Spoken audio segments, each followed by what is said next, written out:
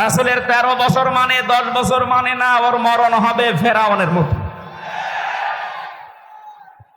এই হিসাবে বাংলাদেশে এবার মিলান তো মানুষ আছে না নেই? আমি তো অনেক মানুষ দেখতে পাই, কথা বললে বলে আমি আল্লাহকে মানি না, আমি আল্লাহর বিধান মানি না। মানেন তো আমিও জানি ফেরাউনও আল্লাহ একজন আছে, কথা বিশ্বাস করেছিল, খেলায় পড়ি। কিন্তু যখন সীমা একেবারে লঙ্ঘন করে গেছে, রেসালাত না মেনে, আল্লাহ তাকে হেদায়েত থেকে বঞ্চিত করে দিয়েছে। তাফসিরে হাক্কানির ভেতরে পেয়েছি শেষ পর্যন্ত ও মুখ নড়ানড়ি করবে, জিবরাইল এসে কাদা লাগিয়ে দিয়েছে। এই জন্য কারো সীমা যখন অতিক্রম করে একেবারে বর্ডার ক্রস করে, তখন আল্লাহ তাকে বঞ্চিত করে দেয়। ও যদি বলতেও চায়, ওর মুখ দিয়ে আর বের হয় না। হয়তো এখন আর জিবরাইল আসবে না, কিন্তু আপনার মুখ আর জবান আর চালু হবে না। এই জন্য এমন কোন গনার সাথে কাজের সাথে নিজেকে জড়ায় না, জড়িয়ে ফেলি যে আমাদের অবস্থা আবার জালেমদের মতো হয়ে যায়। জালেমদের বিরুদ্ধে নিজে আল্লাহ মামলা দায়ের করবে। জালেমদের বিরুদ্ধে মামলা দায়ের করবে কে? আরো জোরে। এই দেশে যারা 15.5 বছর জুলুম করেছে, এটা কি ওয়াজ করে বোঝানো লাগবে? এই 14 দল বাদ দিয়ে বাকি আমরা যারা আছি সবাই কম বেশি মাজলুম। এই কথা বললেন না? এক একজনের মামলার খবর জানেন আপনি? আমি বিএনপির বহু লোকের সাথে জেলখানায় ছিলাম। একজনের মামলা 313টা, 560টা। ও সারা জীবন শুধু হাজিরা দিতেই চলে যাবে। আমার 2 মামলায় যদি 3 বছর যায়, যার মামলা দিয়েছে 560টা, ও কতদিন হাজিরা দেবে বলে? অথচ বছর হয় 365 দিন। এক এক দিন 2টো মামলার হাজিরা দেওয়া লাগবে। কি করেছেন আপনি? জুলুমের একেবারে শেষ পর্যায়ে পৌঁছে গিয়েছিলেন। এই জন্য ফাকতিয়া আছে। আল্লাহ বলেন আমি কেটে দিয়েছি। জালেমদের শিকড় যখন কাটা হয়ে গেছে, ওই জিনিস নিয়ে আর আশা করে লাভ নেই। আপনারা তাওবা করে ফিরে আসেন। আপনাদের ভালোর জন্য বলছি। কোরআনে কারিমের এই অনুষ্ঠান থেকে আমরা আহ্বান জানাচ্ছি, বিশাল একটা পাথর আল্লাহ আমাদের বুকের ওপর থেকে সরিয়ে দিলেন। এ পাথরের নাম হচ্ছে আইএমএ জাহিলিয়াত। না, এটা ছিল 1000-1500 বছর আগে। এখন আল্লাহ যেটা সরিয়েছে এটার নাম আও আমি জাহিলিয়াত। কথা বলেন না কেন? শব্দ প্রায় একই। আইএমএ, আও আমি। ওরা যা করতো এরা তাই করছে, শুধু একটা কাজ করে নাই। ওই জামানায় ওরা জীবন্ত কন্যাকে মাটি দিত, আর এই জামানায় জীবন্ত কন্যাকে মাটি দেয়নি, জীবন্ত কন্যাকে জাহান্নামে দিয়েছে। বেপরদার এমন লাইন খোলার চেষ্টায় ছিল, দেখেছিলেন? একজন মানুষ বেপরদায় চলবে, কিছু বলতেও পারবে না। উলঙ্গ, অর্ধ উলঙ্গ হয়ে রাস্তাঘাটে আসবে, নিজে জাহান্নামে যাচ্ছে। শুধু তা না, আরো 8-10 জন নিয়ে যাচ্ছে। কেউ প্রতিবাদ করলে তাকে পর্যন্ত 4 দেওয়ালের মাঝে আটক করে রাখা। আমি বহু দেখেছি। 1500 বছর আগে ওই জামানায় যারা কাফের মুশরিক, ওরা জীবন্ত কন্যাকে মাটি দিত। আরে 1500 বছর পরে আমরা দেখলাম এরা জীবন্ত কন্যাকে জাহান্নামের আগুনে পাঠাচ্ছে। আল্লাহ আমাদের হেফাজত করেছে। নবীর পিঠ থেকে আল্লাহ পাথর সরিয়ে, বোঝা সরিয়ে পিঠ সোজা করে দিয়েছিলেন, আর আমাদের বুকের উপর থেকে পাথর সরিয়ে নিঃশ্বাস নেওয়ার এবং কথা বলার একটা সুযোগ করে দিয়েছেন। আজকে যদি 2024 সালের 5 আগস্টের আগে হতো এই অনুষ্ঠানটা, এতগুলো মানুষ এক জায়গায় করতে 14 জায়গায় অনুমতি লাগবে। আজকে এক জায়গায়ও লাগে নাই। অনুমতি যারা দেবে তারা এসে পাহারা দিচ্ছে। এই কথা বলছে না কেন? বিশাল একটা নিয়ামত না? এই নিয়ামত যারা পেয়েছি খুশি হয়ে বলেন আলহামদুলিল্লাহ। দরুদ আর সালাম পড়ছে আমাদের নবী মুহাম্মদুর রাসূলুল্লাহ সাল্লাল্লাহু আলাইহি ওয়াসাল্লামের প্রতি, যার রিসালাতের এই 23 বছরই মেনে নেওয়া প্রত্যেকটা উম্মতের জন্য ফরজে আইন। ফরজ না, ফরজে আইন। নবীজিকে কেউ যদি না মানে, ওর জীবনের গুনাহ মাফ হবে না। এই একটা মানুষই শুধু আল্লাহ পাঠিয়েছেন পৃথিবীতে। এই কথা শোনা লাগবে ভাই, সময় নেই। আমি আজকে কয়েকটা নতুন তথ্য বলছি, যদি জীবনের সাথে না মেলে আজকে থেকে খাতা কলম নিয়ে মিলাবেন। হ্যাঁ, আপনি আয়াত শুনেছেন, কিন্তু এই তথ্যগুলো আমার মনে হয় আপনি শোনেননি। সূরা আলে ইমরান 31 নম্বর আয়াত। কুল ইন কুনতুম তুহিব্বুনাল্লাহা ফাত্তাবিউনি ইউহিব্বুকুমুল্লাহ ওয়া ইয়াগফির লাকুম যুনুবাকুম আল্লাহু গফুরুর রহিম। আমার অধিকাংশ তাফসীরগুলো হয় ফি জিলালিল কোরআন না ইবনে কাসির, এই দুইটা থেকে বেশি আমি রেফারেন্স দিচ্ছি, আপনি এগুলো বাড়িতে যেয়ে দেখলে মিলবে। আল্লাহ পাক বলেন, নবী আপনি বলুন, ইন কুনতুম তুহিব্বুন আল্লাহ, কেউ যদি একথা বলে আল্লাহ তোমাকে ভালোবাসি, এ দাবি আমাদের নেই, এই কথা বলুন না। এ দাবি যদি করে, এই দাবিটা পূরণ করার জন্য আল্লাহ বলেন ফাত্তাবিউনি, এ দাবি করলে হবে না, আমার রাসূলের অনুসরণ করে দেখাও। এখন আমার প্রশ্ন, রাসূলকে অনুসরণ করবেন আপনি কখন? উনি রাসূল হয়েছিলেন যখন।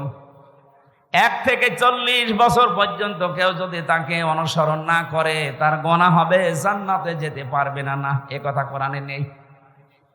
যেহেতু এখানে আল্লাহ পাক তাকে অনুসরণ করার জন্য যেগুলো দিয়েছেন তার সাথে ওমা তাকুমুর রাসূলু ফাখুযুহু ওমা নাহাকুম আনহু ফান্তাহু, আমার রাসূল তোমাদেরকে যা দিয়েছে ওটা আঁকড়িয়ে ধরো, যেটা নিষেধ করে ওটা ছেড়ে দাও। আমার প্রশ্ন, উনি জন্মের পরে কি ওনাকে পুরা আরব জাহানে নবী নবী রাসূল রাসূল বলতো? কথা লাগবে। ওনাকে বলতো মানুষ আল আমিন, আস সাদিক, খুব বেশি হলো ডাক দিত আব্দুল্লাহ বিন মুহাম্মদ, কথা বলেন না কেন, বা মোহাম্মদ বিন আব্দুল্লাহ।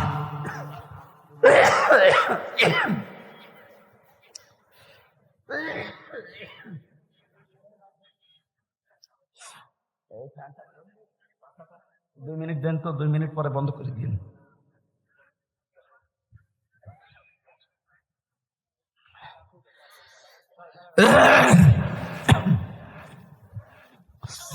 মোহাম্মদ বিন আব্দুল্লাহ পর্যন্ত আমরা ডাক শুনি হাদিসের পাতায়, তাকে এই নামে ডাক দিত পুরা আরব জাহানের ভেতরে। তিনি আল আমিন ছিলেন, আস সাদিক ছিলেন। 40 বছর বয়সে ধ্যান করার মাধ্যমে যখন নবুয়ত পেয়েছেন, তখন মানুষ তাকে পুরা আরব জাহানে বলতো নবী এবং রাসূল। আর আল্লাহ কোরআনে কারিমে যেখানে বিধানের কথা দিয়েছেন সেখানে দেখবে রাসূল শব্দ।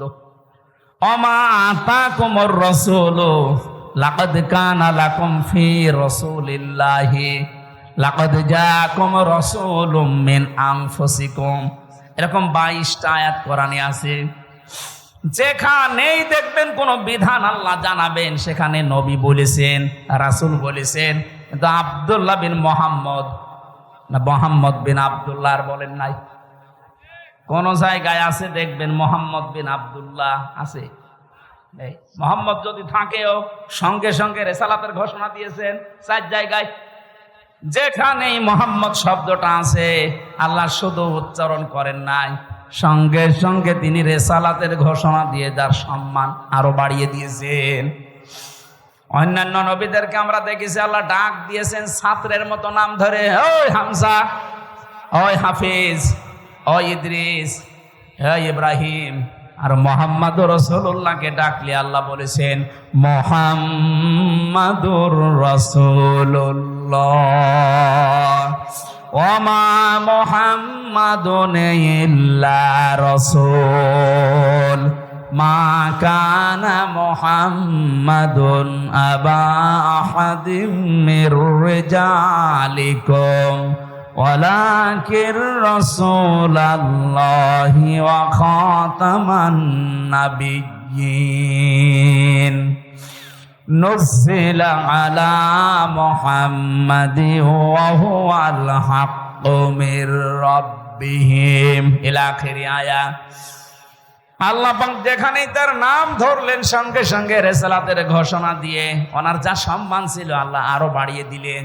যে আমি আল্লাহ নিজেই যখন তাকে রিসালাতের সাক্ষী দেই, দুনিয়ায় কেউ যদি আপনার রিসালাত স্বীকার না করে কোনো অসুবিধা নেই।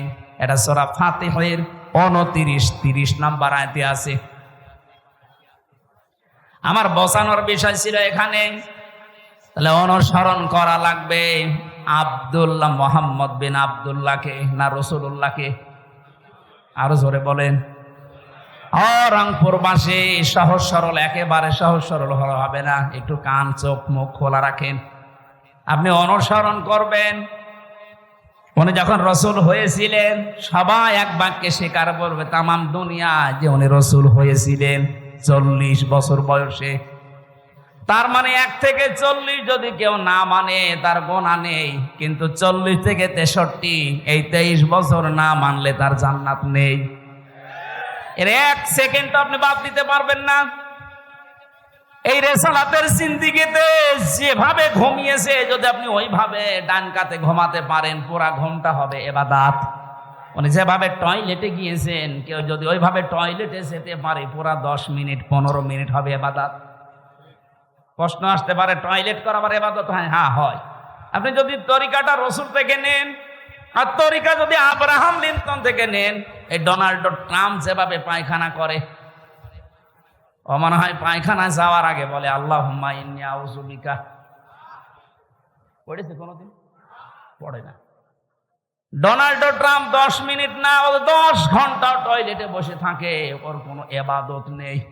কারণ ওর তরিকাটা রসুলের মতো না, ওর তরিকা ওর বাবার মতো। কথা বলেন ঠিক কিনা? তাহলে এখান থেকে অনুসরণ আরম্ভ করবেন 40 থেকে 63। এটা ক্লাস চলছে। 40 থেকে 63 মাস্ট বি 23 বছরের প্রত্যেকটি সেকেন্ড আপনাকে মানা লাগবে। কেউ যদি 1 সেকেন্ডও অস্বীকার করে সে আর রসুলের উম্মত নেই। আল্লাহর ভালোবাসার দাবি তার কাছে অলিক, আন্দাজে করে। আল্লাহ নিজে ঘোষণা দিলেন, যদি আল্লাহকে ভালোবাসি এই দাবি করো তাহলে আমার রাসূলের অনুসরণ করো। এখন আমার প্রশ্ন, রাসূলের অনুসরণ করবেন অর্ধেক না পূর্ণাঙ্গ? এ বাংলাদেশের সাথে এবার আপনি মিলান তো। বহু মানুষ আমরা রাসূলের আশেক আছে, বহু মানুষ আশেকে রাসূল দাবি করছে, কিন্তু অনুসরণ হচ্ছে আংশিক। হয়তো রসুলের মতো দাড়ি রাখে, রাসূলের মতো টুপি মাথায় দেয়, জুব্বা গায়ে দেয়, পাগড়ি বাঁধে রসুলের মতো, জিকির করে রসুলের মতো, স্ত্রীকে পর্দায় রাখে রসুলের মতো, অর্থনীতিতে গিয়ে টাকা পয়সার লেনদেনে গিয়ে রসুলের মতো আর করে না, তখন করে আব্রাহাম লিঙ্কনের মতো। এলাকায় আমি জানি বহু মানুষ এখানে বসে আছে, টাকা ছেড়ে রাখে, টাকা আসে, 1000 টাকা দেয়, প্রত্যেক মাসে মাসে 100 টাকা বেশি পায়। এটা তো বাবা শাহজালাল, সব হালাল। এই এই এই কাজ করেন কারা কারা? হাত তোলেন তো। এ আবার 2 হাত তুলিস, এর মনে হয় মাথার তার কাটা আছে। মানুষ 1 হাত তোলে না, 2 হাত তুলিস, হয়তো তার কাটা বোঝা যাচ্ছে, সমস্যা আছে। ওর দাঁত বের করা দেখি আমি বুঝেছি যে তার পুরাটাই কেটে দিয়েছে। আমি হাসির জন্য বলি না। বলেন, এখানে একটা লোক হাত তুললেন না, সত্যি কি এই গোনা এলাকায় নেই? কার ভয়ে হাত তোলেন না? এই ইদ্রিসের ভয়ে? হ্যাঁ, না না, আমরা এরকম মাহফিল চাই না। যারা এই গোনাতে আছেন আজকে বাড়ি যেয়ে এই গোনা ছেড়ে দেওয়া লাগবে। এটা মায়ের সাথে জেনা করার গোনা। আপনি না খেয়ে মরে যান, কোনো অসুবিধা নেই, মরে গেলে আপনি জান্নাত পেতে পারেন, কিন্তু মায়ের সাথে জেনা করে গেলে না, আপনার জান্নাত নেই। সুতরাং এই কাজ আজকে থেকেই বাদ দেওয়া লাগবে, নয়তো আপনি মাহফিল শুনতে এসে ভুল করেছেন। অনেকে এই এলাকায় জমি জায়গা, আমি 1 বিঘা জমি ইদ্রিস ভাইকে দিলাম, ওনার কাছে 70,000 টাকা নিলাম। এটারে কি বলে? এই বন্ধক জায়েজ নেই। জায়েজ করার জন্য 2টা পদ্ধতি আছে, যদি মেনে নিতে পারে তাহলে করবেন, না হলে ওনার জমি ওনারে ফেরত দেবেন। আমি বলবো, আপনি মানবেন তো, নাকি এক কান দিয়ে শুনে আর এক কান দিয়ে বের করে দেবেন?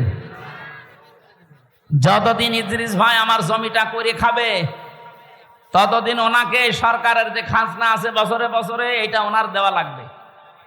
2 নম্বরে যখন আমার কাছ থেকে টাকা ফেরত নেবে, এই 70,000 8-10 হাজার টাকা কম নেওয়া লাগবে।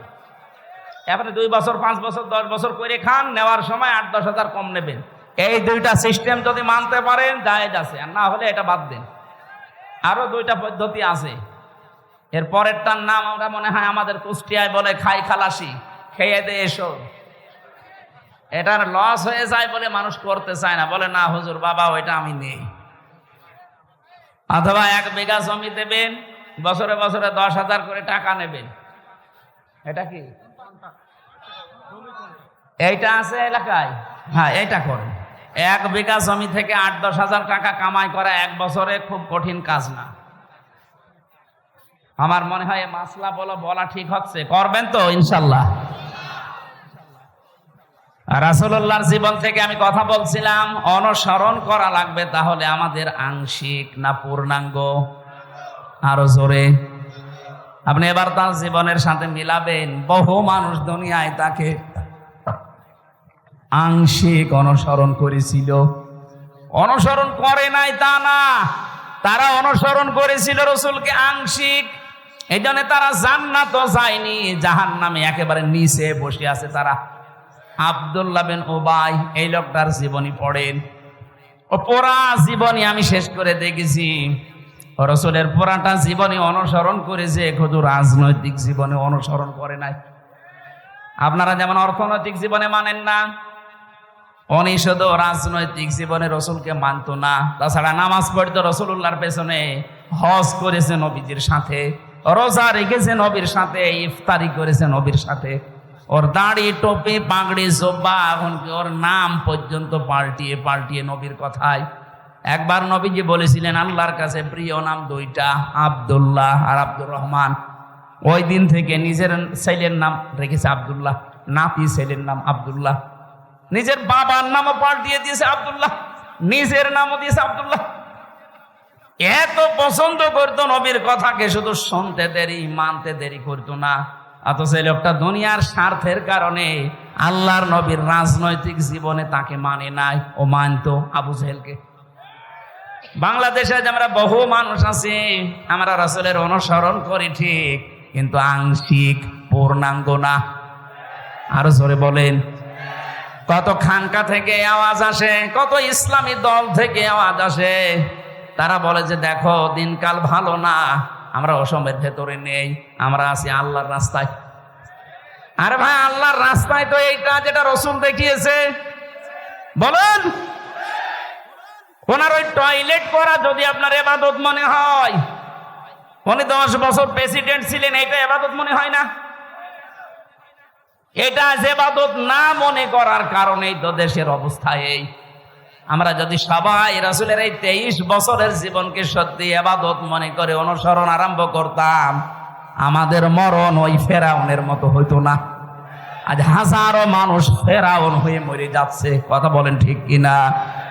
তাহলে রাসূলকে আজকে থেকে অনুসরণ করা লাগবে, আংশিক না পূর্ণাঙ্গ? আমি আবার বলছি, আংশিক না পূর্ণাঙ্গ? আপনি এবার নিবে জীবনের সাথে মিলান, আপনার অনুসরণ কি সত্যি আংশিক হচ্ছে না পূর্ণাঙ্গ? না। তাহলে আংশিক হলে হয় আপনার মরণ হবে আব্দুল্লাহ বিন উবাইয়ের মতো। ও যেমন জাহান্নামে শুধু গিয়েছে তা না, জাহান্নামের নিচে গিয়েছে। ও ছিল মুনাফিকদের সর্দার। আর মুনাফিকদের ব্যাপারে আল্লাহর কথা, ইন্নাল্লাহা জামিউল মুনাফিকিনা ওয়াল কাফিরিনা ফি জাহান্নামা জামিআ। অবশ্যই আমি জাহান্নামে একত্রিত করব মুনাফিক আর কাফেরদের। আগে আল্লাহ দিয়েছেন মুনাফিকের নাম, তার মানে মুনাফিক থাকবে নিচে, উপরে থাকবে কাফের। আবু জেহেল মুনাফিক ছিল না কাফের ছিল? আরো জোরে বলেন। বাংলাদেশে আমরা যারা মুনাফিক হয়ে মরে যাচ্ছি, আমরা আবু জেহেলেরও নিচে যাব। কি বললাম আপনি খেয়াল করেছেন? আবু জেহেলের চাইতেও নিচে থাকা লাগবে জাহান্নামে।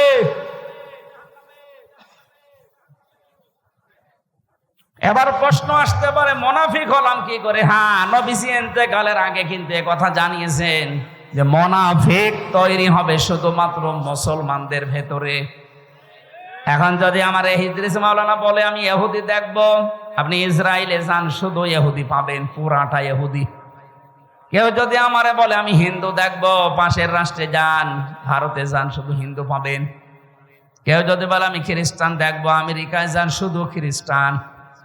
কোন মানুষ যদি বলে বৌদ্ধ দেখবো, এই যে পাশের রাষ্ট্র মায়ানমারে যান, শুধু বৌদ্ধ পাবেন।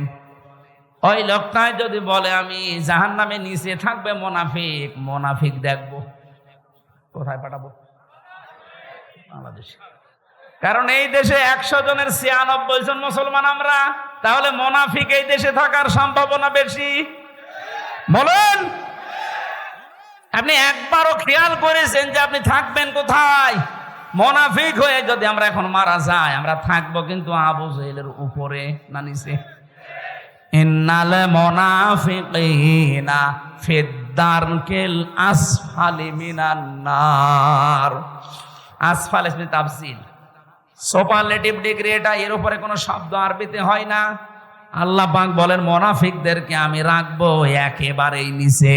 ওয়ালাং তাজিদা লাহুম নাসীরা। তাজিদার আগে লান আছে, মজারের আগে লান আসলে বাংলা অর্থ দাঁড়ায় জীবনেও হবে না। আল্লাহ বলেন এদেরকে কেউ সাহায্য করার জন্য এগিয়েও যাবে না। আজ বাংলাদেশে অনেক জালেম ধরা পড়ছে, জালেমদের সুপারিশের জন্য দেখছি অনেক মুনাফিক পর্যন্ত এগিয়ে যাচ্ছে যে না, এটা আমার বিআই ছিল, এটা আমার ব্যবসায়িক পার্টনার ছিল। দুনিয়ার আদালতে হয়তো জালেমদের সাহায্য মুনাফিকরা করতে পারে, কিয়ামতে মুনাফিকদের জন্য কেউ সাহায্য জীবনেও করবে না। আর সেই মুনাফিক হয়ে আমরা অধিকাংশ মানুষ মারা যাচ্ছি। আয়াতুল মুনাফিক সালাসা, মুনাফিকের আলামত চিহ্ন 3টা। ইদা হাদ্দাসা কাযাবা, কথা বললেই মিথ্যা বলে। এদেশে নেই? আরো জোরে বলেন। আপনাদের এই পুত্রবধূ এখন বাইরের দেশগুলোর মানুষ কাছে বলছে আমি নির্বাচিত ছিলাম, আমাকে দেশ থেকে বাধ্য করা হয়েছে বিতাড়িত করতে। এত বড় মিথ্যা কথা আপনি বলছেন কি করে? আপনি নির্বাচিত ছিলেন, এই কথা শয়তানও বিশ্বাস করবে? কেন এই মিথ্যা কথা বলেন? তাহলে মিথ্যা যে বলে কথা বললেই সে আল্লাহর নবীর ভাষায় কি? আরো জোরে বলেন। ওয়াইদা ওয়াদা আখলাফা, যারা ওয়াদা করে কিন্তু খেলাফ করে। আপনি ওয়াদা করেছিলেন দেশ যদি আমার হাতে আসে আমি মদিনার সনদে চালাবো, আপনি চালিয়েছেন মোদির সনদে। মদিনা বাদ দিয়ে মোদি সনদ ঠিক আছে, শুধু মদিনার জায়গায় লাগিয়েছে মোদির সনদ। কি বলেছিল ওয়াদায়? যদি দেশ আমাদের হাতে আসে আমরা মদিনার সনদে চালাবো। এটা আমি বানিয়ে বলছি? এটা বলেছিল না?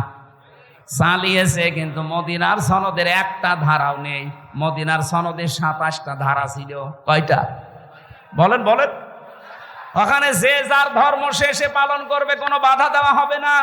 অথচ এই দেশে এই 15.5 বছরে সাম্প্রদায়িক দাঙ্গা তৈরি করার জন্য সবচাইতে বেশি চেষ্টা চালিয়েছে এই ক্ষমতাসীনরা। নিয়ে দেখেন, বিশ্বজিৎকে যারা হত্যা করেছে বিএনপি, জামাত, কারা? যারা মেরেছে আমার সাথে জেলে ছিল ওই শাওন। আমি বললাম আপনি হিন্দু কেউ ছাড়লেন না? আচ্ছা ভাই, ওই সময় মাথায় চড়ে গেছে আর আমাদের উপরের নির্দেশ ছিল ওকে মেরে ফেলা লাগবে। কেন? কাকে একে মেরে ফেলে একটা রাজনীতি করা যাবে। এই দোষটা আমরা চাপিয়ে দেব ইসলামপন্থীদের উপরে। বিরোধী দল যারা আছে তাদের উপরে দোষটা চাপিয়ে আমরা যেন আরো বেশি দিন থাকতে পারি। আমার সাথে 3টা বছর আমাদের রাইটার ছিল এই শাওন। ওই হিন্দু বিশ্বজিৎ বারবার ওকে বলেছিল যে ভাই আমি মুসলমান না। কিসের শিবির? আমি তো মুসলমানই না। আমার কিন্তু হাফ হাতা না, ফুল হাতা। ওর ফুল হাতা না, তারপরও করে ছাড়ে নাই। ওই এত করে বলছিল যে ভাই আমি মুসলমান না, আমার হাফ হাতা। কিসের হাফ হাতা? আমি ফুল হাতা। তারপরও ওরে ছাড়ি না। শুধু কি একটা লোকের কথা? সাম্প্রদায়িক আরো কত কাজগুলো করেছে আপনি একটা একটা করে হিসাব নেই। যে রামুর মন্দির, বৌদ্ধ মন্দির ভাঙা, এতদিন পর্যন্ত নাই মিডিয়াগুলো গলা আটকিয়ে ধরেছিলেন, চেপে ধরেছিলেন, এখন তো সব খুলে যাচ্ছে। বিশেষ করে দিগন্ত টেলিভিশন খুলে গেছে, আমার দেশ পত্রিকা ওপেন হয়ে গেছে। দেখেন কি করেছেন, সব ভিডিও ক্লিপ ফাঁস করবে। এতদিন যে মিথ্যা ছড়িয়েছেন সব এখন ওপেন হয়ে যাবে। টাকলা মোরাদের নাম শুনেছেন? মাত্র 6 মিনিট 32 সেকেন্ডের একটা অডিও ক্লিপ ফাঁস হয়েছিল। এতেই তার জীবন যৌবন সব শেষ। তার মন্ত্রিত্ব গেছে, দলীয় পদ গেছে, এখন যে কোন গর্থে আছে আল্লাহ জানে আর ও জানে। মাহিয়া মাহির সাথে মাত্র 6 মিনিট 32 সেকেন্ডের একটা অশ্লীল অডিও ক্লিপ ফাঁস হয়েছিল। আর এখন যাদের ধরা হচ্ছে অডিও না, সব ভিডিও। এদের অধিকাংশ নাকি রাত 12টা 2টা পর্যন্ত, অনেকেই তাদের ঘুম পাড়াতে মাথা টিপে দিতে, বুক পা হাত বাকি জায়গা টিপতে রাত 2টা পর্যন্ত মানুষ লাগতো। এগুলো শুধু আন্দাজে না, সব ভিডিও বের হচ্ছে।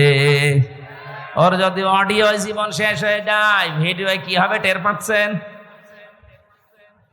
অথচ এখনো জালেমদের বৃদ্ধি কমে নাই।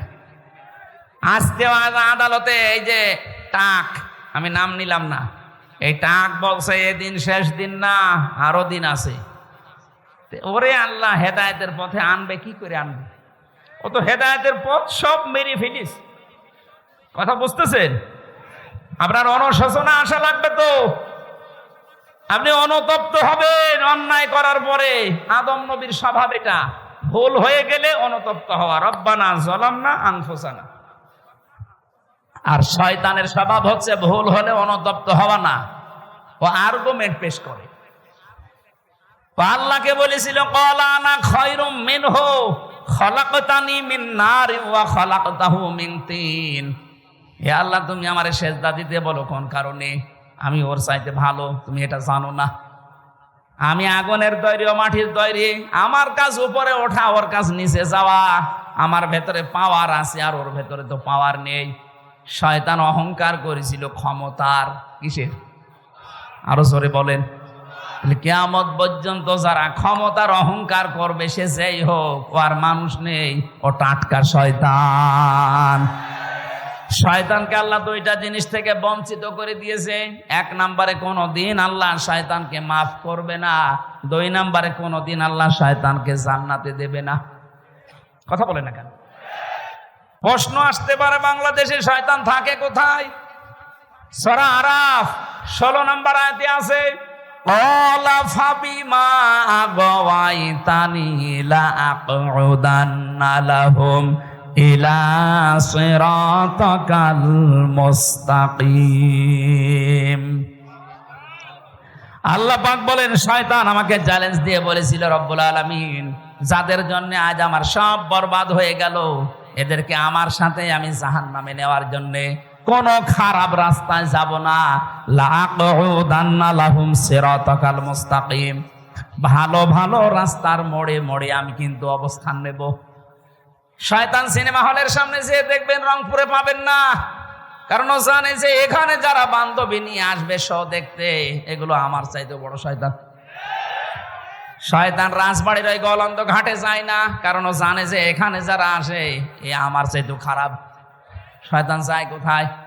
এই দেওতে, পীরগাছা, রংপুরে কোরআনের আলোচনা হবে। শয়তান মানুষের সুরত নিয়ে হোক, আর শয়তান নিজেই হোক, ও বসে আছে বিভিন্ন জায়গায়, মানুষকে ধোঁকা দিয়ে বোকা বানিয়ে বলবে এখানে কি, এখানে রাজনীতি হবে, চলো যাই। অর্ধ উলঙ্গ উলঙ্গ ড্যান্স হচ্ছে, ওইটা দেখি চোখের মজা নাও। এই কথা বলছে না কেন? এরকম শয়তান নেই? আছে, হয়তো আপনি দেখতে পাচ্ছেন না তাই।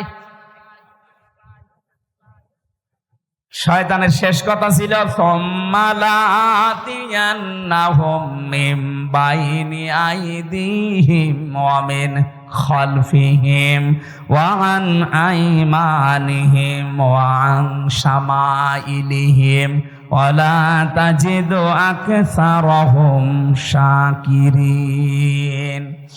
আমি ওপর থেকে, নিচ থেকে, ডান থেকে, বাম থেকে, চারিদিক থেকে আমি আক্রমণ চালাবো তাদেরকে।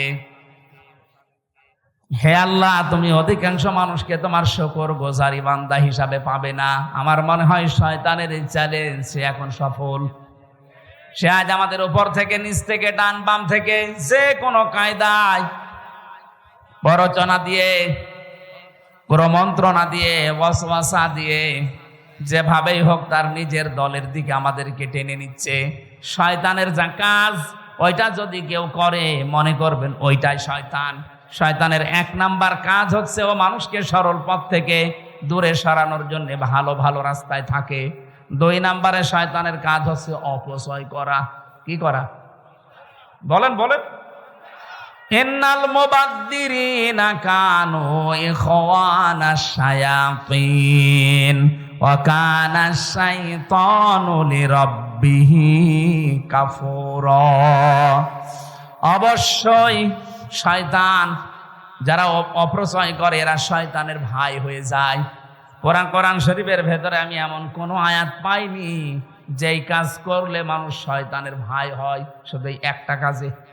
আপনি নামাজ পড়েন না, শয়তানের ভাই, এ কথা কোরআনে নেই। রোজা রাখেন না, শয়তানের ভাই আমি পাইনি, কিন্তু এইটা পেয়েছি, যারা অপচয় করে এরা শয়তানের। আরো জোরে বলেন। অথচ এই দেশে অপচয়ের কোনো অভাব আছে? একটা ব্রিজ বানাতে বাজেট হয়, আজকে দেখলাম ট্রেনে, মেট্রো রেলের না কোন রেলের যেন একটা ব্রিজ মনে করেন বানাতে লাগবে 5 কোটি টাকা। 5 কোটি টাকা বাজেট হওয়ার পরে তিনবার আবার বাড়াতেই থাকে। বাকি বাড়াতে বাড়াতে বানিয়েছে 15 কোটি, 5 কোটির জায়গায়। ও 5 কোটি টাকা দিয়ে এই ব্রিজ হয়ে যেত। প্রথমে যে হিসাব দিয়েছিল হয়ে যাওয়ার কথা, বাকি যে টাকাগুলো নিয়েছেন এগুলো হয় আত্মসাৎ করেছেন, নয় অপচয় করেছেন। প্রত্যেকটা জায়গায় অবস্থা একই।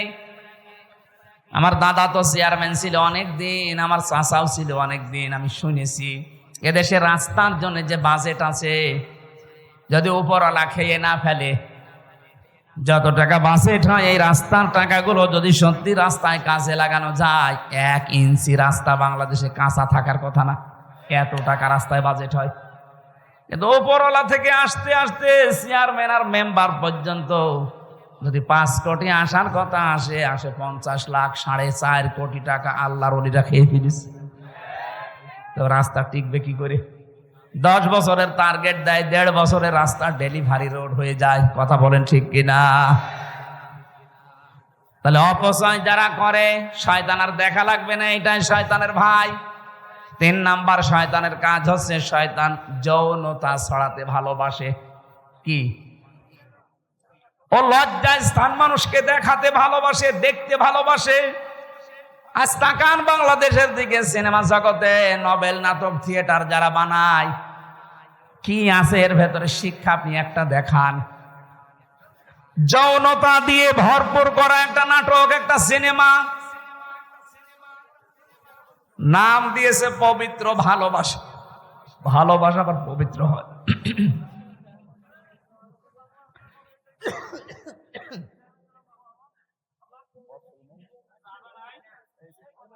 বোতল দেখি।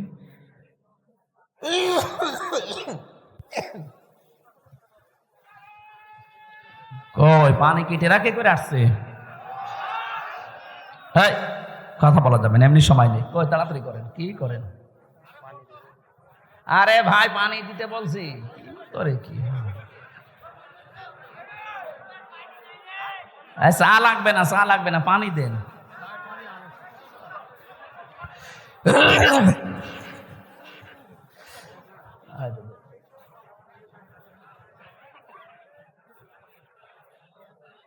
এটা থাক এখানে, কেউ নিয়ে।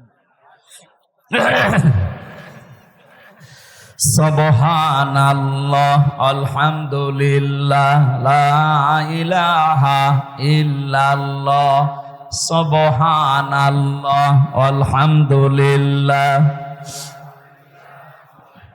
ছেলে কোথায় যাও? 1-1.5 ঘন্টা বসে থাকতে পারো না, আবার বিয়ের জন্য লাফাও।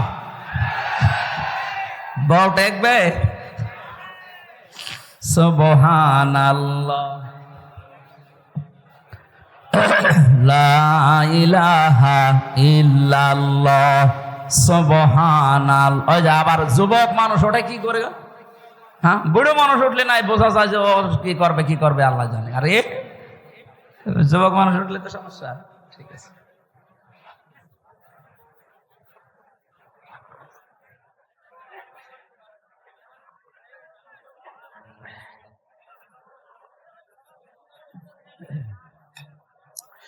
সুবহানাল্লাহ, আলহামদুলিল্লাহ, লা ইলাহা ইল্লাল্লাহ।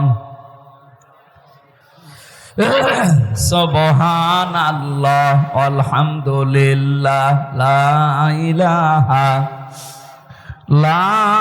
ইলাহা ইল্লাল্লাহ মুহাম্মাদুর রাসূলুল্লাহ।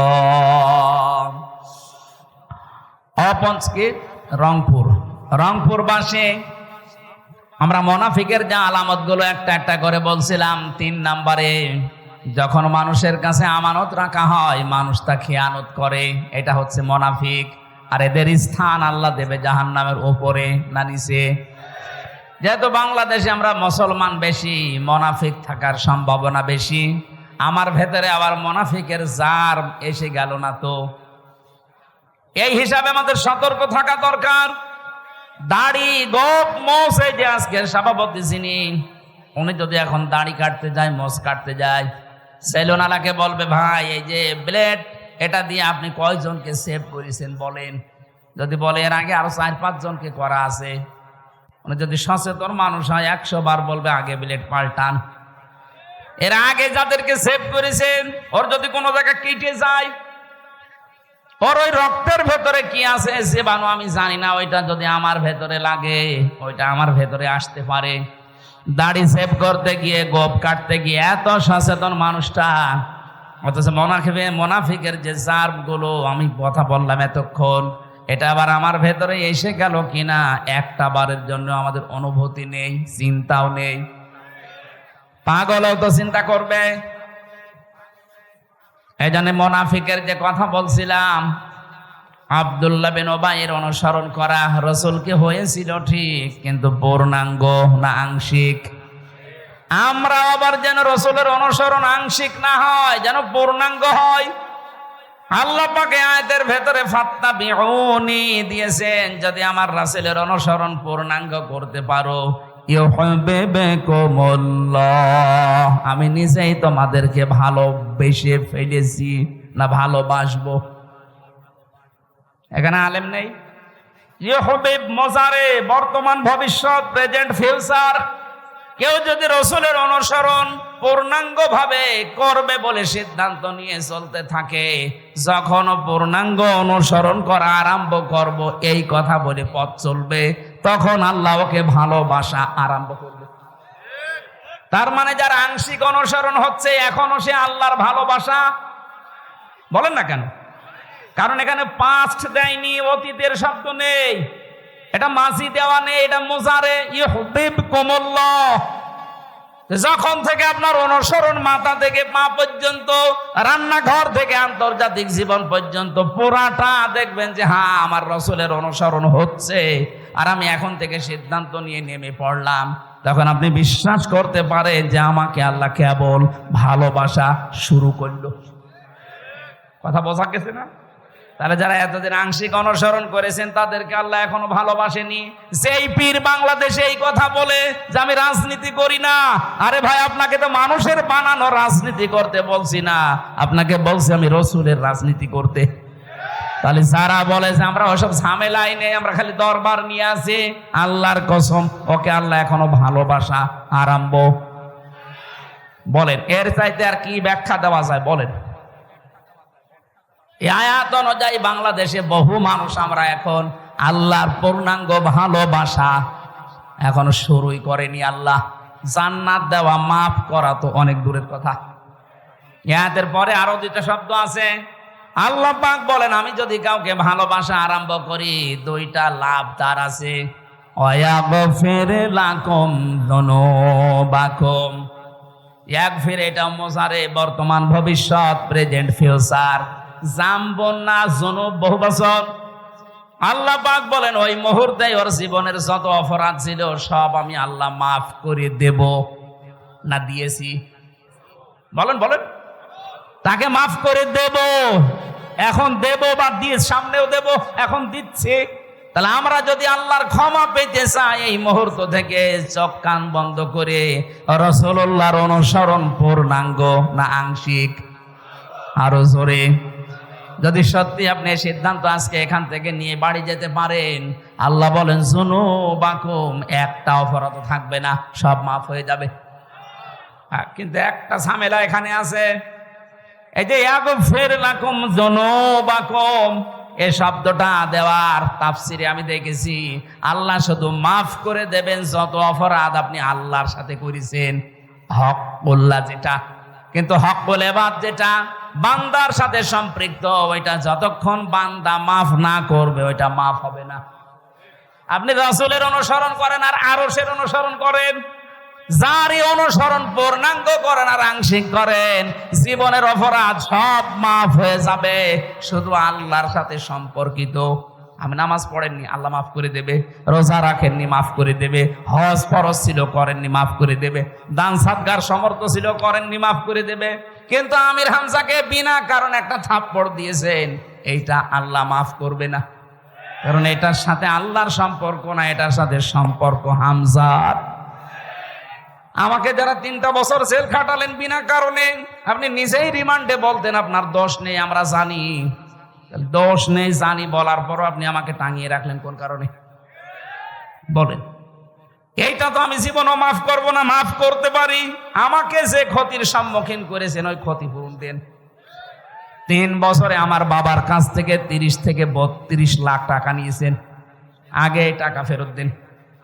2 নম্বরে আমারে ফাঁসির কন্ডেম সেলে 3 বছর রেখে দিয়েছিলেন। আমার মামলার সাথে যারা জড়িত, এই মামলার আয়ু থেকে শুরু করে একেবারে উপরের নির্দেশ, যত মানুষের সাথে টপ টু বটন জড়িত, প্রত্যেকেই আমি চাই তারা ফাঁসির কন্ডেম সেলে 3 বছর থাক। আমার মতো আয়না ঘরে 10 দিন থাক, এরপরে মাফ করে দেব। তাহলে এখানে আমরা রাসূলের অনুসরণের মাধ্যমে মাফ পাবো তারা যারা আল্লাহর সাথে সম্পর্কিত। কিন্তু বান্দার সাথে যদি কেউ সম্পর্কিত কোনো অন্যায় করে থাকেন, আপনার কারণে ইদ্রিস আলীর মতো মাওলানা কথা বলতে পারে নাই মসজিদে, এরকম ইমাম দেশে ছিল না? আপনার কারণে ব্যবসাও করতে পারে নাই, আপনার কারণে বিনা কারণের ব্যবসা বাণিজ্য সব মাঠে মারা গেছে। আপনি চাঁদাবাজির মাধ্যমে টাকাগুলো নিজের মনে করে নিয়েছেন। আমারে ধরার পরে আমারে বলছে আপনার বাবাকে খবর দেন যেন 10 লাখ টাকা দিয়ে যায়, নাই তো কালকে 50টা মামলা দেব। আমার বাবা 8 লাখ দিয়েছিল সঙ্গে সঙ্গে, আবার বলছে সেই 2 লাখ কই, মনে হচ্ছে টাকা পাই সেই টাকা পাচ্ছে। এত বড় শয়তান! আরে আমার বাবা তো কথা রেখেছে, 8 লাখ 10 লাখের জায়গায় 8 লাখ দিয়েছে। তুই কথা কি রাখলি? তুই যে বললি 50টা মামলা দেব, টাকা না দিলে। টাকা তো দিয়েছিল ঠিক, কিন্তু তারপরেও তো তুই মামলা দিলি। আর তুই এখন বলিস যে হুজুর আমার জন্য কিছু করবেন না, আমারে মাফ করে দিন। মাফ? এদিকে আয়, তোরে মাফ করছি শয়তান। কিসের মাফ? আমার মামলার আয়ুর সাথে থেকে শুরু করে যারা একেবারে উপর পর্যন্ত একটারও মাফ নেই। আগে টাকা ফেরত দেবেন, ক্ষতিপূরণ দেবেন, আর আমার মতো 3 বছর জেলে থাকবেন। তারপরে আপনার যুনুবাকুম সব মাফ হয়ে যাবে। তাছাড়া আমি হাজী সাহেব হয়ে বসে আছি, কাবা শরীফের গেলাপ ধরে কাঁদলেও মাফ হবে না। আমি আশা করি কথা বোঝাতে পেরেছি। এরপরেও যদি কেউ না বোঝার ভান করে থাকেন, এদিকে আসেন, রংপুরের মানুষ ঝাড়ি কোদাল দিয়ে বোঝাচ্ছে। আপনারে আর বুখারী শরীফ কোরআন শরীফ দিয়ে হবে না, বাকারি শরীফ লাগবে। আমার আজকের আলোচনার বিষয়, আমি দিনের বেলা এখানে কোন জায়গায় যেন আজকে এসেছিলাম সকালে, তাম্বলপুর, ওখানে বলেছিলাম যে তহমত সময় পাইনি, এই জন্য শেষ করতে পারিনি। আজকের ওই আয়াত থেকে বাকি কথাগুলো আমরা কমপ্লিট করতে চাই। এই যে উঠে চলে যাচ্ছে কে? ওইটা বাদাম বিক্রি করছে, ঠিক আছে, পড়েন। আউযু বিল্লাহি মিনাশ শাইতানির রাজিম।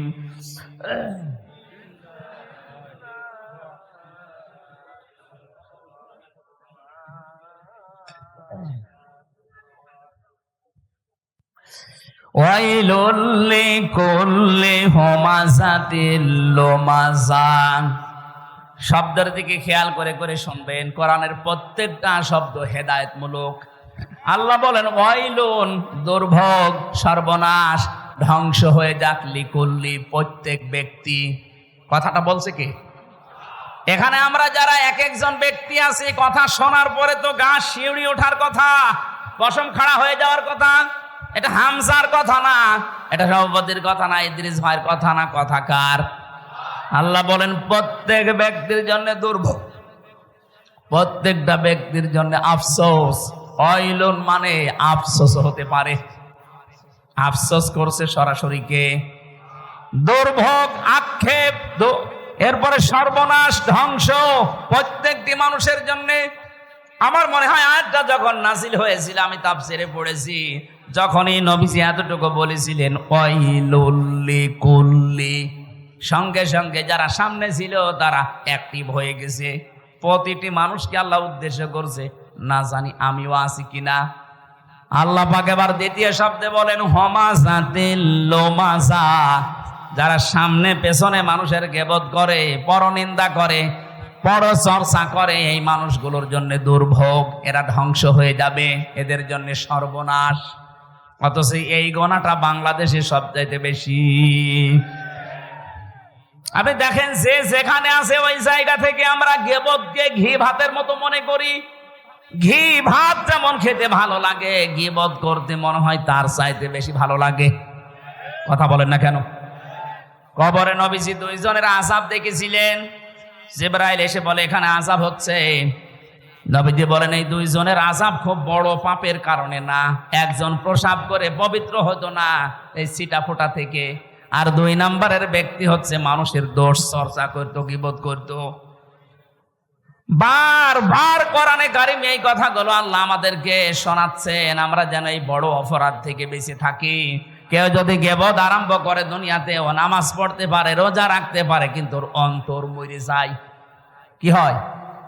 অন্তর মারা যায়। মরা অন্তর জান্নাতে আল্লাহ দেবে না, জিন্দা অন্তর লাগবে। এই জন্য আমাদের আবার অন্তর মরে গেল কিনা আপনি মিলাবেন। হোমাসাতিল লোমাজা, হোমাজা বলা হয় মানুষের হাত আর মুখের দ্বারা, হাত আর চোখের দ্বারা যে অপরাধ হয় এটা হোমাজা বলে। আর মুখ আর ঠোঁটের দ্বারা যে জহব্বা, মুখ আর জহব্বার দ্বারা যে অপরাধ হয় এইটার নাম হচ্ছে লোমাজা, হোমাজাতিল লোমাজা। অন্য তাফসিরে পেয়েছি এটা একটা জাহান্নামের দরজার নাম। এখানে অনেকে জানি জাহান্নাম 7টা, জান্নাত 8টা, না আরো বেশি আছে। 100টার উপরে আছে যা জান্নাতের স্তর, জাহান্নামের স্তর আছে 100টার উপরে, কিন্তু আমরা সচরাচর 8টা জানি। আর এই হোমাজা, লাজা, হোতামা এগুলো কিন্তু জাহান্নামের নাম না, এগুলো জাহান্নামের স্তরের নাম। এক একটা দরজার সামনে লেখা থাকবে লাজা, সাঈর, সাকার, জাহান্নাম, জাহিম, হোতামা, হাবিয়া, এগুলো লেখা থাকবে জাহান্নামের দরজার সামনে। দুনিয়ায় যে যেই কাজ করেছে তাকে আল্লাহ ওই দরজা দিয়ে বলবে যা। এখানে যে আলোচনা চলছে আজকে হোতামা, এই জাহান্নামের এই যে দরজা লেখা থাকবে হোতামা, প্রবেশ কর, কাকে আল্লাহ বলবে? আল্লাযী জামাআ মালাও ওয়া আদ্দাদা, দুনিয়ায় যারা মাল সম্পদ জমা করে আর বারবার হিসাব করে। এই 15.5 বছরের ভেতরে আপনি তাকান, এই আয়াতটা আমার মনে হয় মিলে যাবে। কত মানুষ 5 বিঘা জমি থেকে শুরু করে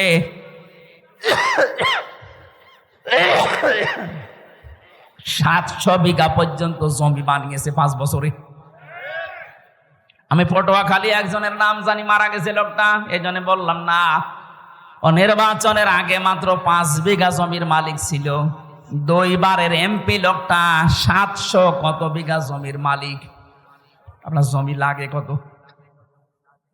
একটা মানুষের চলতে জমি লাগে কত বলেন তো?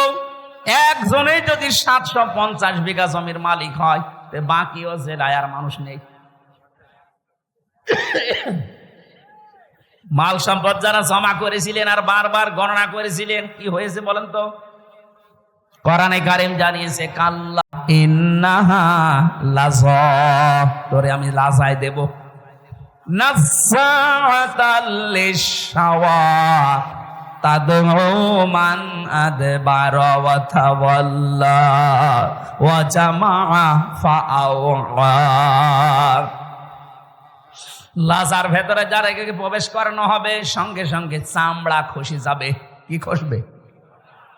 আমি আলু ছোড়ানো দেখেছি জেলখানায়। আলু ছোড়ায় কি করে? এটা হাত দিয়ে এভাবে না, মেশিনের ভেতরে ধরলে আলু ছিলে যায়। একটু মেশিনের সামনে ধরবেন, আলু পুরা পরিষ্কার করে চামড়া ছিলে দেখাবে, পুরাটা পাল্টিয়ে গেছে। আমি ওই জায়গা থেকে দেখেছি জাহান্নামের আয়াত তানাজ্জাআতাল লিশহাওয়া, লাজায় আল্লাহ মানুষকে দেওয়ার সঙ্গে সঙ্গে তার চামড়াটা আল্লাহ আগে খুলে দেবে। এই জাহান্নামে লাজা কাদেরকে ডাকবে জানেন? তাদউ মান আদবারা ওয়া তাওয়াল্লা, তাদেরকে ডাকবে যেই মানুষগুলো দুনিয়াতে সত্য আহ্বান জানার পরও মুখ ফিরিয়েছিল। আর এই রোগটা এই দেশে বেশি, কারণ এই দেশের মতো কোরআন দিয়ে ডাক দেওয়া পৃথিবীর কোনো দেশে নেই। এত মাহফিল, এত তাফসীর, এত ওয়াজ, এত খানকা, এত ইসলাহী অনুষ্ঠানগুলো হচ্ছে, মানুষকে তো ডাক দেওয়া হয় সত্যের দিকে। আমার বাবার দিকে তো আমি ডাকছি না, কথা বলেন না কেন? আমার কোনো লাভ আছে আমার বাবার দিকে ডেকে? আমি তো ডাক দিয়েছি কোরআনের দিকে। যারা জমা করছেন মাল সম্পদ আর পঞ্জীবিত, এগুলো খালি হিসাব হিসাব হিসাব করে রাখেন, আপনাকে কিন্তু হতমায় যাওয়া লাগবে। আল্লাযী জামা মালা ওয়া আদ্দাদা, মালের ব্যাখ্যা আমি ওই দিনের বেলায় 19টা পেয়েছিলাম।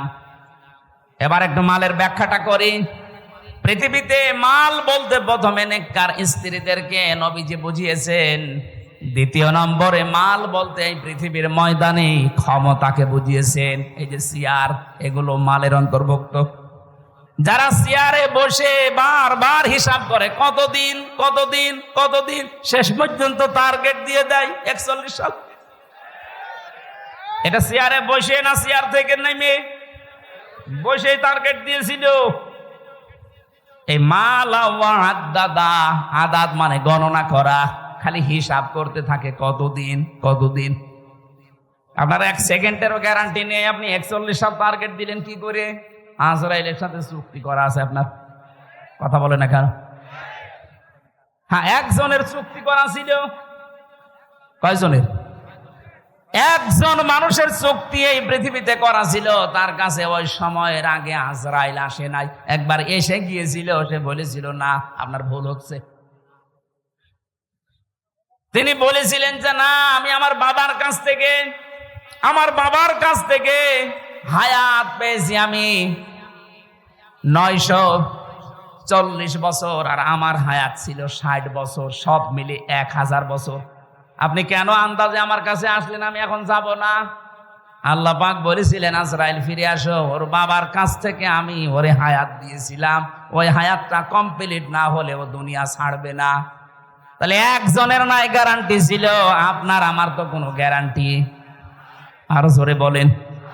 1 সেকেন্ডেরও গ্যারান্টি নেই। এই যে বসে আছি, দাঁড়াবো আছে, আর আমরা আন্দাজে এক টার্গেট দিয়ে দিলাম। প্রথমে দিল 20 সাল, এরপরে দিল 21 সাল, এরপরে দিয়েছে 41 সাল। আমার মনে হয় যদি 41 সাল পর্যন্ত বেঁচে থাকতো, দিত 71 সাল।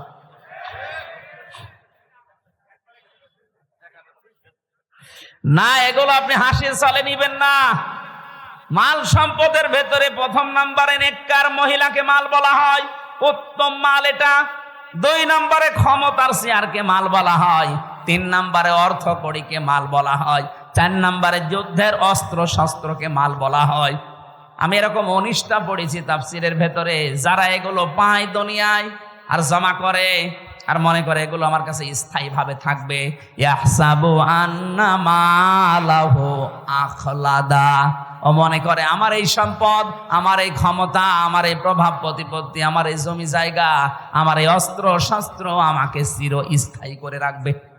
আখলাদা। যারা এই ধারণা করেছিল তাদেরকে চিরস্থায়ী করে কোনো সম্পদ রাখে নাই। আবু লাহাবের কথা আল্লাহ কোরআনে দিয়েছেন, তাব্বাত ইয়াদা আবি লাহাবিন ওয়া তাব্বা মা আগনা আনহু মালুহু ওয়া মা কাসাব। ধ্বংস হয়ে যাক আবু লাহাব, তার 2 হাত সহ, এবং সে নিজেও, এবং সে ধ্বংস হয়েছে। ওয়া তাব্বা মা আগনা আনহু মালুহু ওয়া মা কাসাব। তার যে অর্থ সম্পদ, টাকা পয়সা যা সে উপার্জন করেছিল, একটাও কাজে আসে নাই।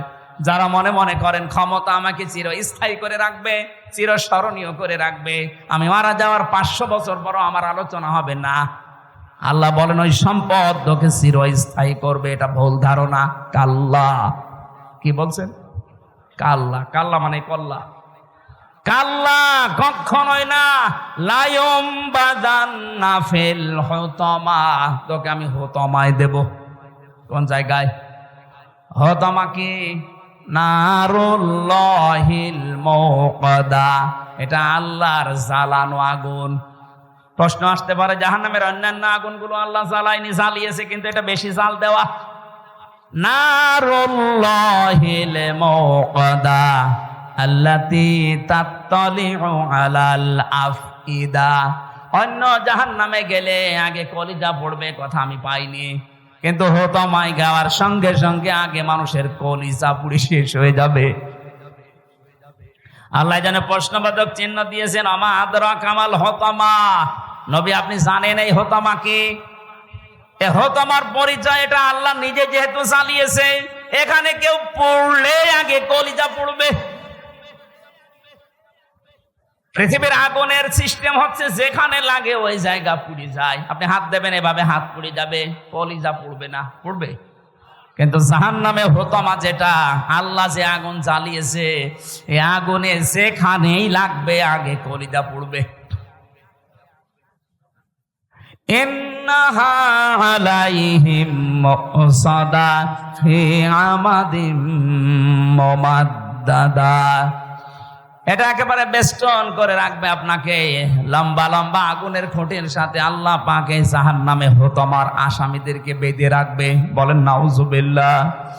এই যে ভয়ঙ্কর কথাগুলো আল্লাহ আমাদের শোনালেন, এই জাহান্নাম থেকে বাঁচার জন্য যেই কাজগুলো দুনিয়াতে এখন আঞ্জাম দেওয়া লাগবে, প্রথম নাম্বারে কারো পেছনে লাগা যাবে না, যেটা আমরা সবচাইতে বেশি করছি। ছোট্ট একটা হায়াত, 50, 60, 70 বছরের, এরপরে তো আপনি এই হায়াত আর পাবেন না। নিজেকে নিয়েই তো ব্যস্ত থেকে শেষ হয়ে যায়, মানুষের পেছনে লাগেন কি করে? কথা বলে না কেন? আজ ফেসবুকটাই দেখেন, এ ওর পেছনে, ও ওর পেছনে সময় দিচ্ছে, অথচ নিজের কোনো চিন্তা নেই। নিজের চরিত্র যে কত খারাপ, শয়তান পর্যন্ত ওর চরিত্র দেখলে হাসে, আরো অন্যের পেছনে লেগে সময় নষ্ট করছে। হাম্মাজিম মাশাইম বিনামিম। আল্লাহ পাক বলেন যে মানুষটা নিজের দোষ নিজে দেখে না, অন্যের দোষগুলো অনুসন্ধান করে, আর মানুষকে এই প্রতিপন্ন করার জন্য শুধু দোষ খুঁজে বেড়ায়, এই মানুষটা হচ্ছে জাহান্নামে হুতমার আসামি। বাংলাদেশে যত মানুষ জাহান্নামে আমরা যাব, সবচেয়ে বেশি আমার মনে হয় যাওয়া লাগবে হুতমায়। কথা বলেন না কেন? আজকে থেকে সিদ্ধান্ত নিয়ে যাবেন, দুনিয়া একদিকে চলে যাক, কারো পেছনে না। আমার নিজেরটা আমি নিজে দেখি একটু। আমি যা তৈরি করেছি এই 50 বছরে, আমার তো 33 বছর, এই 33 বছরে আমি যা করলাম, এখনই যদি মারা যায়, আল্লাহ যদি আমার হাত ধরে সামনে দাঁড় করিয়ে বলে, হামজা বল, 33 বছরের একটা জীবন দিয়েছিলাম, পাই টু পাই হিসাব দিয়ে যা। 33 বছর না, 33 ঘন্টার হিসাব দেওয়া তো সম্ভব না।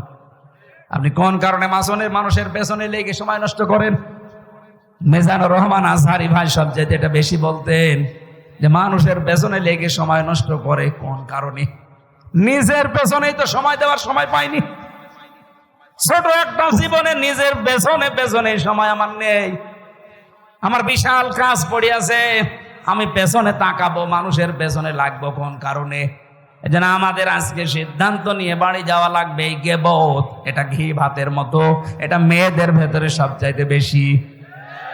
কোন এলাকায় যদি গীবতের মতো এই গোনা চালু হয়, নবীজি জানিয়েছেন ওই এলাকার মানুষের দোয়া কবুল বন্ধ হয়ে যায়। আপনি খেয়াল করেছেন? এখানেও যদি কেউ গীবতকারী মানুষ থাকেন, এর কথা ওর কাছে লাগানো, ওর কথা ওর কাছে লাগানো, মানুষকে ছোট করার জন্য, হেই প্রতিপন্ন করার জন্য ফেসবুকে কোনো স্ট্যাটাস ছেড়ে দিয়েছেন, তাহলে আপনি থাকাকালীন এই মাহফিল কবুল হবে না। আপনি চলে যান ভাই, যান যান, ওই যে একজন চলে যাচ্ছে, যান তাড়াতাড়ি যান, যান যান চলে যান। মোসানবের জামানায় এক মহিলা এই কাজ করতো, শুধু তালাতালি করতো, এর কথা ওর কাছে লাগাতো, মানুষকে ছোট করার জন্য তার দোষ খুঁজে বেড়াতো। একবার মোসানবীর জামানায় পানি বন্ধ হয়ে গেল, বৃষ্টি। উনি চাটিয়াল ময়দানে উম্মতদেরকে নিয়ে দোয়া করলেন, আল্লাহ বৃষ্টি দাও। আল্লাহ বলেন না, বৃষ্টি হবে না। উনি নাছড় বান্দা বলে বৃষ্টি হবে না মানে? এগুলো নাই আমার উম্মত, আমার মায়া লাগে। তোমার তো বান্দা, তুমি বানিয়েছো, তোমার মায়া লাগে না? আল্লাহ বলেন লাগে, বৃষ্টি দেব না। কেন? কারণ এর ভেতরে একজন মহিলা আছেন নামিমা, যে তালাতালি করে, মানুষকে ছোট করার জন্য মানুষের কথা লাগিয়ে বেড়ায়, দোষ অনুসন্ধান করে। ওই মহিলা যতক্ষণ আছে ততক্ষণ দোয়া কবুল হবে না, তুমি নবী দোয়া করলেও না। হযরত মুসা বলেছিলেন, আল্লাহ তুমি শুধু ওই মহিলার নাম বলো, দেখো কি করি। ওরে ঘাড় ধরে বের করে দেবো এই দরবার থেকে। আল্লাহ পাক বলেন, না, আমি নাম ধরা পছন্দ করি না। তবে এক কাজ করো, তুমি মিলে সবাইকে নিয়ে তওবা করো। ওই মহিলাও তওবা করবে, তারপরে দেখা যাক। তিনি আসলেন ময়দানে, বললেন, উম্মতেরা দোয়া কবুল হবে না 100 বার না। এখানে একজন নামিমা আছে, তালাতালি করা মহিলা আছে, কিন্তু কে আছে এটা আমি জানি না, তবে আছে। এখন আমরা দোয়া করব, কিন্তু আগে তওবা করে নেই। যদি ওই রকম কেউ থাকেন আমার সাথে, সেও যেন তওবা করেন, নাই তো চলে যাবেন। হযরত মুসা তওবা 3টা শর্ত দিয়ে তওবা করলেন। প্রথমে স্বীকার করলেন আমরা অপরাধী, 2 নম্বরে অনুশোচনা করলেন, অনুতপ্ত হলেন, 3 নম্বরে বললেন এই কাজ জীবনে আর রিপিট করা যাবে না। 3টা শর্ত মেনে তওবা করার সঙ্গে সঙ্গে দেখা গেল আল্লাহ বৃষ্টি দিয়েছেন। মুসা নবীর মতো মানুষ, শুধু একজন তালাতালি করা মহিলা আছে, এই জন্য দোয়া কবুল হচ্ছে না। আর আমাদের এখানে কত মানুষ এই পাপে পাপি বসে আছি আমরা, আমাদের দোয়া মাঠে মারা যাবে। এই জন্য তালাতালি করার স্বভাব এখনো যার আছে, মানুষকে হেয় প্রতিপন্ন করা, ছোট করার অভ্যাস যার, চলে যান ভাই, নাইতে মাহফিল কিন্তু হবে না। 2 দিন কেন, 14 দিন দিলেও এভাবে পড়ে থাকবে। কথা বলছে না কেন? এটাতে কত বড় গুনার কাজ, নিজের মরা ভাইয়ের গোশত খাওয়ার সমান। হযরতে সাবিত রাদিয়াল্লাহু তাআলা আনহু, ওনার আরো বড় নাম আছে, এতটুকু আমার মনে আছে। ওনার কাছে এক লোক এসে কথা বলছিল, হঠাৎ তিনি বললেন, কথা বন্ধ করেন। কেন? আপনার মুখ দিয়ে মানে গোশতের গন্ধ বের হচ্ছে, আমার পচা গোশত। কই, আমি তো আজকে গোশত খাইনি। মানে ডাক দিয়ে বললেন, সত্যি করে বলেন তো, আপনি কি কারো বিরুদ্ধে কোনো কথা কারো কাছে লাগিয়েছেন? মাথা নিচু করলেন। আল্লাহর কোরআন জানিয়েছে, ফাকারিহতুমু ইন তাজতানিবু ইয়া আইয়ুহাল্লাযীনা আমানু জতানিবু কাসীরাম মিনাজ যন্নি ইন্না বা'দাজ যন্নি ইসমু ওয়া লা তাজাসসু ওয়া লা ইয়াগতাব বা'দুকুম বা'দা আইয়ুহিব্বু আহাদুকুম আইয়াকুলা লাহমা আখিহি মাইতান ফাকারিহতুমু।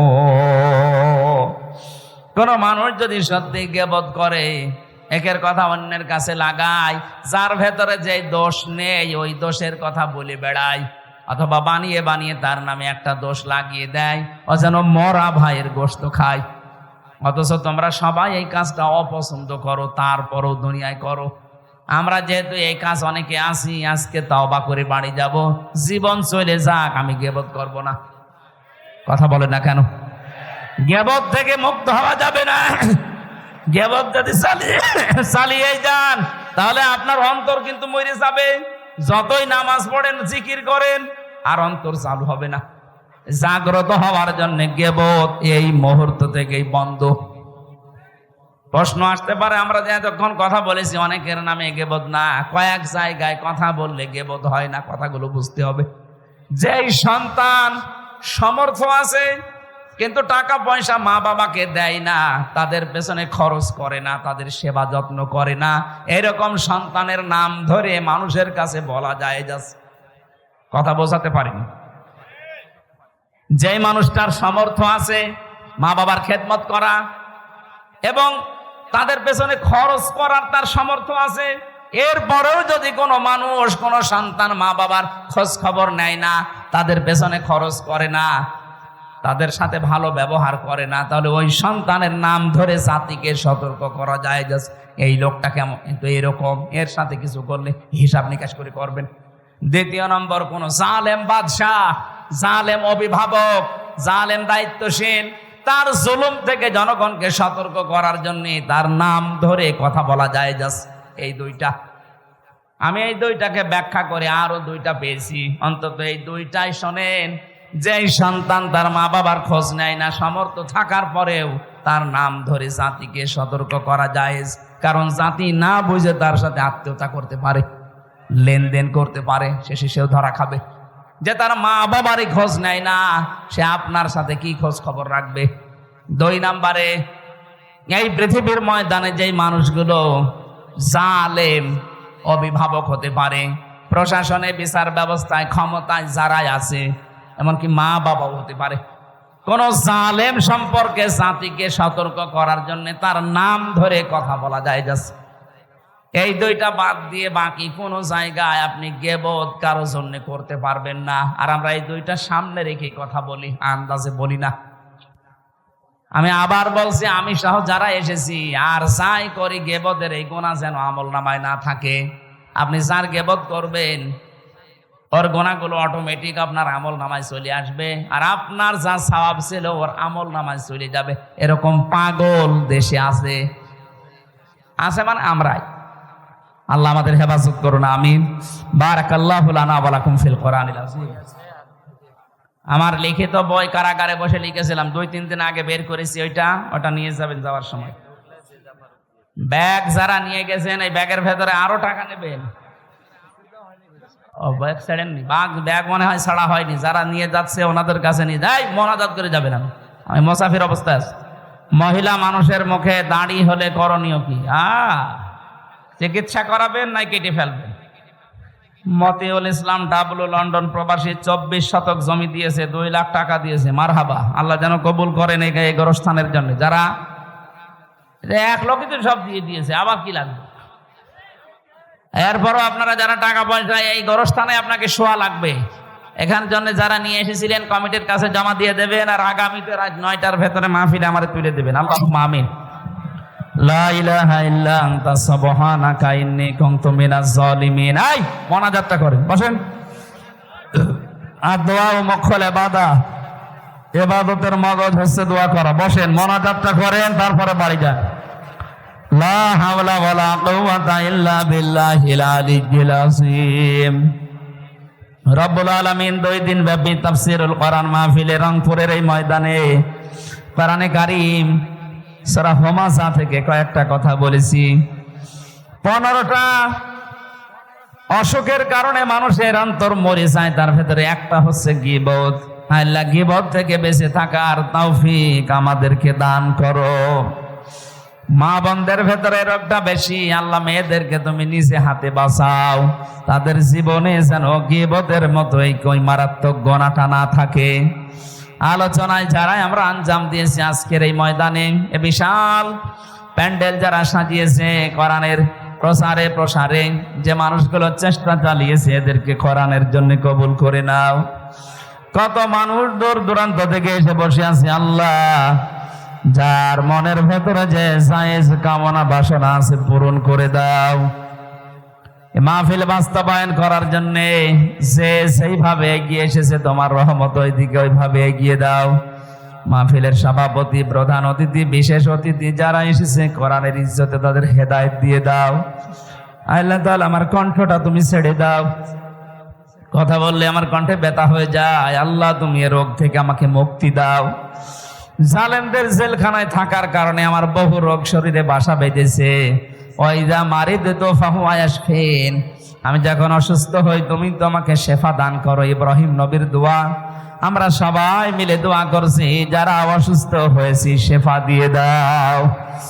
এই গোরস্থানে যারা ঘুমিয়ে আছে কিয়ামত পর্যন্ত এদেরকে মাফ করে দাও।